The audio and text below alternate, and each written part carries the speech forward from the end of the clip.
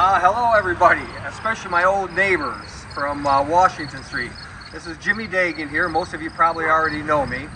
I own the Dagon Funeral Home in Hornell, but I used to live here from the time I was born pretty much until I was 11 years old. My family lived right here at 77 Washington Street here in Hornell. I just wanted to tell you, start by saying what a great time of life it was, what a great time in our country it was. It was the greatest neighborhood you could possibly grow up in. It just was. First thing I'm going to have John do is, if you would, John, point up to the corner of the house. See that? It looks like a football helmet up there. Oh yeah. I'm going to start by telling Right everybody. there, very good. That is not a football helmet. That is actually a big alarm, like a big bell. My father and mother, they bought this house, I believe, in 1953. I was born May 14th, 1953, and they bought the house either right after I was born or just before I was born. They lived on the third floor of the funeral home, and it was my mother and father, and then my sister Ellen was born. It was a one-bedroom apartment, so as soon as I came into the picture, they pretty much had to find a bigger place. So I often think of Mom and Dad standing here looking at this, which is going to become their very first house, and everybody knows that owns a house how great it is to buy your very first house. So I can envision Mom and Dad standing here getting ready to purchase their very first home here at 77 Washington Street. But you got to keep in mind, this was the 1950s and the 1960s. Hornell was really a different place then. It was a railroad town. It seemed like everybody back then, anybody that's old enough to remember this, everybody back then, they took care of their properties. This was a beautiful, I still love Washington Street, but this was a beautiful street. Everybody took care of their lawn. Everybody took care of their house. If it needed painting, they did it. The snow was always shoveled. But what a great place for myself, a kid, to grow up. And just to let you know what it was like, I jotted down a couple of notes so I didn't forget. Next door to us here was the Vanderhoff family. They had, I'm not going to name everybody's name in the whole neighborhood, but they had 3 boys. The next house down was the Sweeneys. They were an older couple. But the next one on the corner, that was the Griswolds, lived there for a while, and the Sapola family. All had kids. Right across the street, if you can zoom over there, the one with the flag, that was the McRoberts family. Dr. John McRoberts and Ann McRoberts. They were actually my aunt and uncle. Just as a side note, my father, Jim Dagon, and John McRoberts were full brothers. They grew up thinking that they were first cousins, but they were full brothers. That's a story in itself. But they found out when they were in their 50s that they were 100% full brothers. Next to them, they had 4 boys. Next to them were the Cameron families. You may remember, you older folks may remember Dr. Bob Cameron. He was a dentist here in town. They had 4 boys. That was Irene Conderman's house, was the white one, and right across the street, keep moving around there, right across the street, yep, that one there, the brown, that was the Hammond house.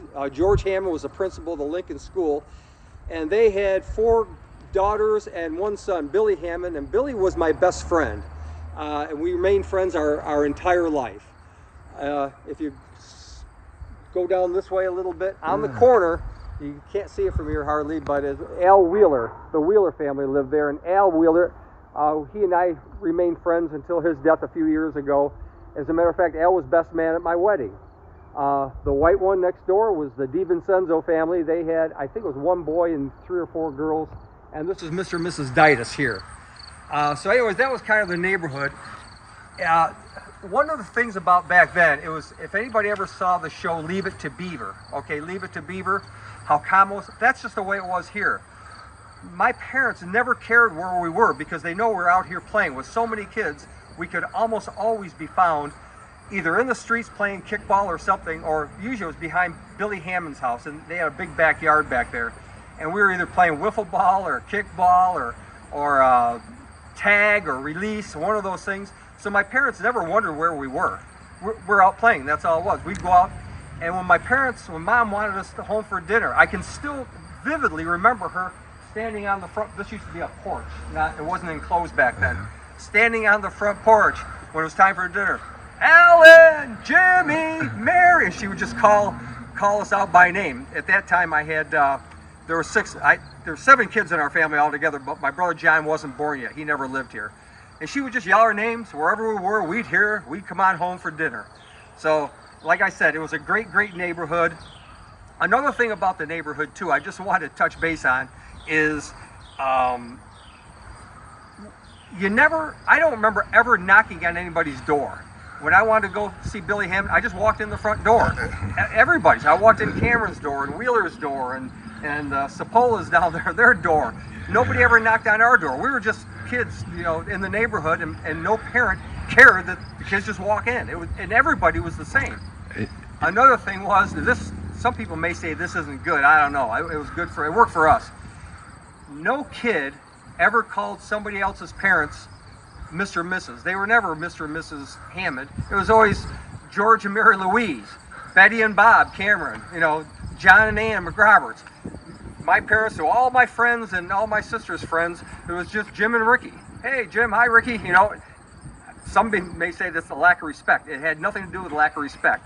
It was just the way it was back then, and it was a wonderful time to be brought up as a young kid. So, anyways, we're going to take a tour of the house in a second. And if I talk too long, forgive me. Another thing about the alarm, the fire alarm I started up there a second ago. My dad bought this house actually had the very first fire alarm system residential. I mean, obviously hospitals, schools had fire alarms and so on.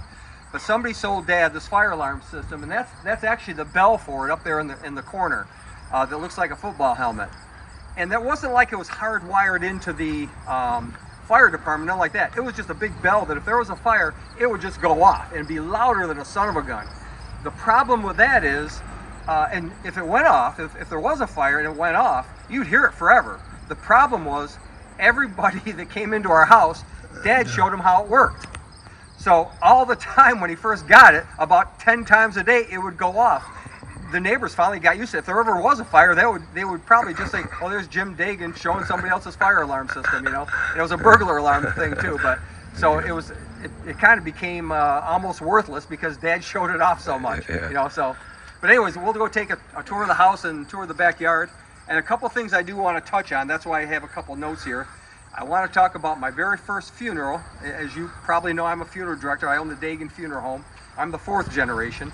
But the very first funeral I ever did was right here on this property. I'm going to tell you about that. And a couple other things I want to tell you about: a hole in the wall on the 2nd floor, a fire that I almost burnt the place down, and something that I did back in probably the late 50s or right around 1960 or 61 that came into play some 40-some years later at my daughter's wedding. Okay? You're going to find it interesting. So, Johnny, let's go take a tour. Okay. And the Vanderhoff family was over here. So watch out, you got a clothesline here. Okay? Now back here, this back deck was not there, okay? No. That was added on sometime over the last 60 or so years. But one of the things I wanted to tell you about, and we'll go inside in a second, but one of the things I wanted to talk about was the very first funeral I ever did. Keep in mind, at this time, I was born in 1953, so I'm 72 years old right now. But I was born in 53. This probably happened when I was about 6 years old or so. My mom was inside, and they had a mouse in the house. Okay, sounds like a book we could write. Children's book. Mouse in the house. Anyways, my mother, mousetrap, killed the mouse. Of course, I'm kind of crying at the time. The poor little mouse died. My mother's glad to get rid of it, obviously. So I felt so bad for the mouse. Well, my mother, do you remember those match sticks, the wooden sticks? They came in a little box about that long. My mom and dad were both smokers, so we always had matches in the house. But she emptied out one of those, the box that they come in, and she put the mouse in there. She said, "Jimmy, why don't you go out in the backyard and bury the mouse?" Good idea. My very first funeral. Right in here someplace. I couldn't tell you exactly where it was, but I still remember I had one of those little garden shovels, the handheld ones, whether they call them spades or whatever the heck they are. Dug a hole maybe that deep, put the mouse, the mouse was in the box, put the box in the ground, and as I'm digging the hole, believe it or not, I found a nickel. a nickel I found on the ground. So that was the very first paid funeral that I ever did.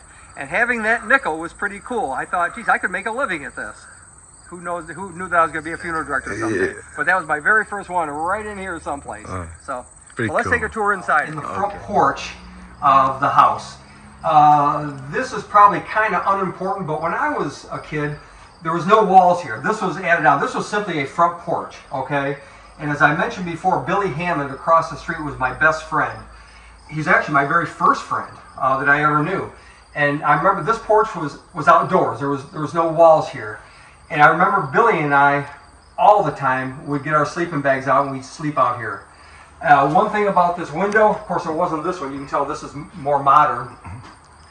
But I was showing how tough I was one day, and somebody was here, and I was pretending like I was going to hit the window, and I still remember I hit it. My hand went through it. I remember cut the living heck out of my hand. So whenever I think of that window, I think, yeah, I remember the time I almost bled to death because showing off. Like I said, this was an outdoor porch at the time, and Billy and I would sleep out here all the time in our sleeping bags. So let's go inside. Okay, we're inside, just inside the front door right now. The stairway here going upstairs, we're going to go upstairs in just a minute. But this bathroom over here, that was not here. That was just like a closet for coats and boots and that kind of stuff. This is new down here too. I don't remember that being here. So, but I do remember at the time we had hardwood floors all through the place, and on top of the hardwood floors, I remember we had a gray carpet. It was not wall to wall, and it was about 18 inches from the wall all the way around. And I still vividly remember my mother with a dusting mop, dusting the wood around the carpet. Okay, so it's just a vivid memory of mine. Over here, if you get over on this side, the thing going into the kitchen was not there, but this mantle was here. Okay, and keep in mind, just to you can get your bearings. Mom and Dad bought this when I was first born. After that came my sister Mary, my sister Molly, my sister Sally, and my sister Ann. John eventually came, but not when we were in this house, okay? So my parents lived at the funeral home until I was either born or about to be born, and they had to get a bigger place. And this has 3 bedrooms upstairs. But our Christmas tree was over this corner, if I'm remembering right, okay? But I remember my mother had these stockings that Santa Claus could fill. And we each had our name on it. I don't know where she bought it. I still have mine, so I brought that with me today. I don't know if you can see it. It's Jimmy, but Ellen had one. Ellen's the oldest in the family. Ellen had one, Mary, Molly, Sally, and Ann. We all had the same exact ones, and would have hung right here. Ellen's would have been first, me, Mary, Molly, Sally, and Ann. And that's where they would have hung some, well, give or take 65 years ago, whatever. But we all had the same thing, and I still have mine. And my sisters all have theirs too, and my brother has his, although John was not here. Yeah. Going in here, this was a dining room. This has a floor too, but this is not the floor that was here at the time. Family entertainment. I remember we had a big dining room table because I still remember my grandparents coming for Thanksgiving. And by that time, there was 8 people living here. My mom and dad and myself and my 5 sisters at that time. And when my grandparents came over, there'd be 3 more. So this was a pretty good sized dining room for that. And my mother was always cooking in the kitchen back here. Okay, I'll bring it back here. Now this kitchen obviously needs some tender love and care right now. I don't know how well you can see it. I'll keep it in good. Yeah, it definitely needs some repair. But my mother would be standing at the thing cooking. Back here, I don't know if you'll find this interesting or not, but the people that knew my mom and dad might find this interesting. I'll go over here. Okay. There was a wall here and just simply a door coming out to this back porch. I buried the mouse right outside the back here. But there was a back, just a door coming in here, and at some point, my dad, in his infinite wisdom, thought that his little boy, me, should have a dog. Okay? My mother didn't want a dog. Dad never had a dog. I didn't particularly want a dog, but he got a dog named Thumper. Okay? I still remember it, little Thumper. And the only thing I remember about Thumper, we had him for probably only a few weeks. Because the only thing I remember about Thumper is this room here always had newspapers on the floor because Thumper peed and pooped right here, and my mother was constantly having to clean up after Thumper. One day, when we came home from school, my parents told us that Thumper must have run away. Oh. I'm sure my mother got rid of Thumper. Or took him to a shelter or something, but that was the end of Thumper. She was not going to clean up poop, and she wasn't going to try to train him. Over here, this is just another goofy story. John, I don't think you can get much of a thing. Yeah. There used to be a door here going down the cellar. Now they have a trap door to get to the stairs, okay? It was just a beat up old cellar, but down there we used to have these put on plays. Okay, Bill Pullman, too bad we didn't have him here. Yeah. He was the future actor. Yep. And we would charge the neighborhood kids a nickel to watch the play. So we'd have about 6 or 7 of us in a play down there, and about 10 people, so we'd end up making 50 cents to divide between the 6 or 7 actors, you know. But I remember that down there. I wouldn't even, at my age now, I wouldn't even try to get down there. I'd probably fall and kill myself. So let's take a walk upstairs, Jan. One of my memories, just so you know, I remember my mom and dad were putting carpet on the stairs at one time, and I don't know if anybody's ever seen them put down carpet, but they have those little wooden strips that have these little tacks, little nails sticking up, almost like thumbtacks. And they had the tacks down on the stairs. I still remember this. And you'd have to be, until they got the carpet down, you'd have to be real careful walking up. I remember I fell down the stairs and cut my arms and my legs on those stupid little tacks. Mm-hmm. That's a memory of mine. So, but come on up this way, if you would. Oh, yeah.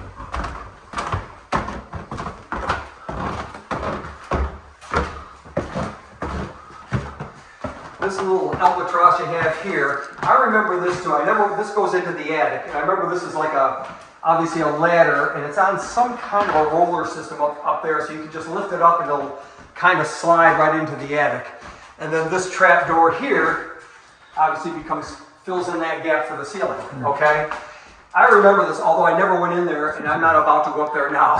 So, but I want to tell you about Mom and Dad's. This is where they stayed, okay? Right here. I'm going to do that last, but as you can see, there are 3 bedrooms. One here, one behind the ceiling door, I'll call it, and another one back here. All the rooms are kind of small. They're probably only 12 by 12, something like that. They're not very big. And let's start with the one you're looking at now, Johnny, okay? For quite a time, this was my room. I think it was myself and Ellen. Eventually, I think Mary moved in here, and I moved into a different one with my sister Molly. One of the stories I wanted to tell you, remember I was telling you about the hole in the wall, the fire, and something about a wedding. I'm going to get to that right now, and I hope you find it interesting.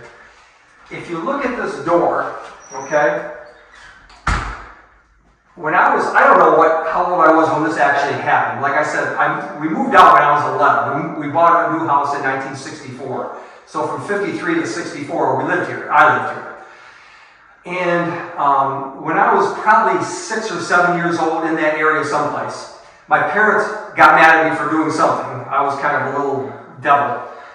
And they sent me to bed. Go up to your room. And of course, being a stubborn kid, I'm just as stubborn today as I was then. But you know how a parent, if they send their kid to their room, the kid might take the door and slam the door shut. Well, that would be the smart thing to do, or the sort of intelligent thing to do. That's not what I did. I still remember doing it. I remember they sent me to bed, and instead of slamming the door shut, I slammed the door open. And the doorknob, I see somebody else has kind of done this. Yeah. The doorknob punched a big hole right here in the wall, about the size of your fist. Oh, the size of the doorknob, okay? My parents could have killed me. I don't know why they didn't throw me right out the front window here, but they didn't. They let me live for some reason. Anyways, so now we've got a big hole in the wall here, and it stayed there until just before we sold the house. I think Dad had it patched up, so he could sell this house and move to our new house. Anyways, 2 things happened with that hole that I got to tell you about. I'm just going to set this down for 1 second. Okay. The first thing is, being a little I'm going to open this up. Well, no, I'll leave it closed. Being a bit of a pyromaniac as a kid, playing with fire and matches, which is never a good thing, I remember having that hole in the wall as time went on. And I didn't do this the first day I popped the hole in the wall, but over the next few years, being a dumb, stupid kid, I would take matches and throw them into the hole. I would take book matches, light the whole book, throw them into the hole, okay? Nothing ever happened until, this is true, Until one day I got the brainstorm. You know, my mind is always kind of working. I got the brainstorm to go into the bathroom right across the hall here, grab a whole bunch of toilet paper, and I mean a bunch, shoved it down into the hole, okay, and it fell down to, I didn't know where it was going. I didn't know it stopped right here. You know, I thought it was going to go all the way to the cellar for all I knew. Anyways, threw it in the hole. Then I took matches and threw it in there. True. And the next thing I know, there's tons of smoke coming out of the hole, and I mean a lot. I didn't see flames, but I knew there was flames down there. So I said, oh my God, I was smart enough to know that I'm going to be in deep trouble if I burn this stupid house down, you know. So, and I mean, it looked like, you know, I don't even know what. So smoke's pouring out of here. I was all by myself in the house. I run to the bathroom right now if you can see the door. Luckily, there was a glass in there, okay? Being families back then, we had one glass that we all used to, you know, drink out of at night. And I remember running back and forth getting glasses of water, dumping it down the hole, go get more water, dump it down the hole, get more water, dump it down the hole. And eventually it stopped. Thank God, I knew that I dodged a bullet, okay? So that's part of the story that I'm going to tell you. There's more of that story in a minute. So, didn't end up burning the house down. Alarm didn't go off. No, the fire alarm never went off. I'm not even sure if they were even up here. And maybe we didn't have the fire alarm yet. I don't even know. I just know eventually they had about the fire alarm. But anyways, so you still got the hole there. Didn't burn the house down. The second thing was, this is one I think you're going to like this story. One of the things I would do on my bed, I would stand here and try to throw things into the hole, just like any kid might do, especially if you're kind of an athlete like I was. And one of the things I would try to throw is pennies. I'm guessing I was too cheap to throw nickels or quarters or dimes, so I'd throw pennies, and every once in a while, I would land one in there, okay? Not very often, but every once in a while. Okay, now, time goes on, okay? I want to fast forward. That throwing the pennies happened probably in the late 50s or thereabouts. In fast forward about 40, 41, 42 years, fast forward. Now, I've grown up. I've gotten married. I had 4 daughters. In 2001, keep in mind, anything that happened behind that wall was still there, okay? That wall had never been touched. In 2001, my daughter Jenny was getting married. It was on a Saturday, I believe, and it was on Friday. My cousin, Mickey McRoberts, who lived right across the street, he flew in from Florida for the wedding. I went to Rochester. He flew into Rochester from Florida for the wedding. I picked him up at the Rochester airport. We came back to Hornell, and the first thing Mickey says was, let's go down Washington Street and see the old neighborhood. We came down here, we came into this house, and it was kind of under construction. They were just doing some basic remodeling. And we asked the carpenters, hey, I said, I used to live here. Can I go? He goes, sure, go ahead. You can't hurt anything in here. So we came up here. Okay, this is the part of the story I think you'll like. We came upstairs here, and this wall was basically gone. They were re-sheetrocking this wall, okay? It was gone. All you could see was the studs, the 2x4s that sheetrock would be nailed to, okay? And Mickey and I were standing right here, right at the bottom, down here. One of the things you could see, you couldn't miss it, was one of the 2x4s was all scorched. You can tell it had been on fire at one time. I said to Mickey, Mickey, I did that. Back when I was probably about 8 years old. I'm the one that started that fire. We're sitting here laughing, and I said, I told the story that I just told you. I threw water down there, but the whole 2x4 was, you could see it was on fire. But the neat thing, the part of the story I think you're going to like, is right at the bottom. Keep in mind, there's sawdust all over the place and everything else. At the bottom of these studs, kind of tucked under one of the 2x4s, barely sticking out, was like a penny. I think it was a 1959. I reached over and picked up that penny. I said, Mickey, because keep in mind, the hole had been patched. That wasn't there anymore. I said, Mickey, I threw this thing into the wall here some 42 years ago. This all happened in 2001. I said, I threw this thing there 40-some years ago. I'm the one that put it here, and I'm getting it back. Well, anyways, the part of the story that you might like is my daughter Jenny, who was getting married the next day. I told her about that. She took that penny and she sewed it into her wedding dress that she was going to wear the next day for something old, something new, something borrowed, something blue. That was something old. And that penny that I threw in there when I was probably about 7 or 8 or 9 years old, something like that. Who knew when I was sitting here with this penny, who knew that if I could have foreseen the future, I could have said, Penny, I'm going to see you in about 40 years, and throw it in there, and you and you're going to become part of my daughter, who I haven't even met yet. You're going to be part of her wedding dress. Click, see you later. You know, I just think that's the coolest story, so I wanted to share that with you. Now it's probably kind of dark in here right now because there are no lights on here in the house. The cool part is my parents lived here for those 11 years. It started out with my sister Ellen and myself as kids. Eventually, they had, as I mentioned before, they had Mary, Molly, Sally, and Ann. So there were 6 of us kids in this house, plus my parents, 8 people, 3 small bedrooms. You can see how small they are. They're 12 by 12, maybe 14 by 14. So my parents, their bed was out here in the hallway. The head of the bed was right here, and it came out here, okay? My mother ended up, the reason they needed to move out of here anyway, but my mother ended up pregnant with my brother John. He was born when we were living over on Main Street at our next house. But my parents stayed here. Now you got to understand, having 6 kids, all night long, we're getting up to go to the bathroom. All night long, okay? There'd be somebody coming out here, and every one of us, my mother used to laugh at this later on in life, we would all stop. Mommy, I gotta go potty. She'd, oh, okay, go ahead and go. We go in and tinkle in the bathroom, come out, Mommy, I'm going back to bed. Okay, go ahead. Eventually somebody else would go. So all night long, my mother's being woken up by 6 kids, telling them they have to go potty. Now the funny part is that kind of weird in a way, is my mother, they moved out of here because my mother was pregnant for my brother John. He's the baby of the family, okay? And I've often thought, with us kids, all going to the bathroom all night long, this is like Grand Central Station, I have no idea how my parents how did my mother end up getting pregnant? When you think about it, all night long we're going by. So I wanted to ask Father Stan at St. Anne's Church, is there a chance that this was an Immaculate Conception also? Because they had no privacy whatsoever being right here in the hallway. So anyways, I thought you might get a kick out of that. And then they finally moved in when John was born, we were already over on Main Street. So thank you for putting up with me and watching this little video. I hope you enjoyed the tour.